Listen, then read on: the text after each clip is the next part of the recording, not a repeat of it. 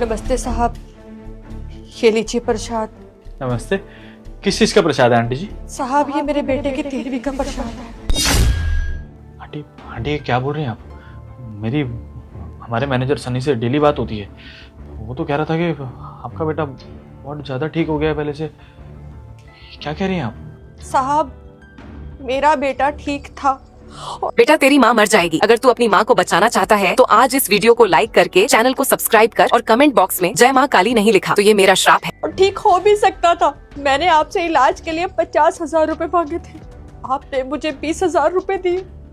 20,000 रुपए में मेरे बेटे का इलाज नहीं हुआ और मेरा बेटा भगवान जी को प्यारा हो गया। आंटी जी ये कैसी बातें कर रही हैं आप? मैंने मेरे मैनेजर को पूरे 50,000 दिए थे आपको देने के लिए। ऐसा कैसे हो सकता है? 20,000 मिले थे आपको।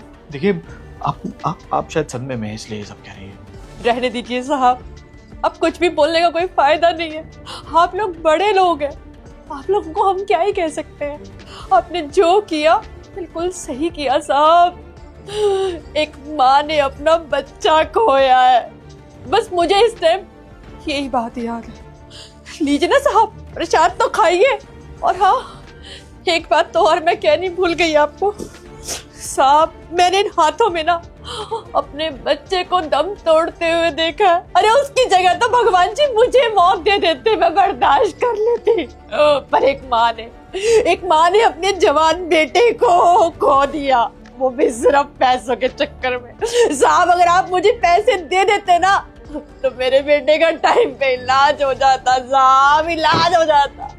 अब ये बताइए अब मैं अपने बेटे के बगैर जी के क्या करूंगी साहब, क्या करूंगी? आंटी जी आप मुझे गलत समझ रही हैं। आप थोड़ी देर बाहर वेट कीजिए, मैं आपको बुलाता हूँ। आपको जस्टिस मिलेगा यहाँ पर, डोंट वरी। मैं आपको ये यकीन दिलाता हूँ कि मेरी तरफ से कोई गलती नहीं है। आप थोड़ी देर बाहर इंतजार कीजिए प्लीज।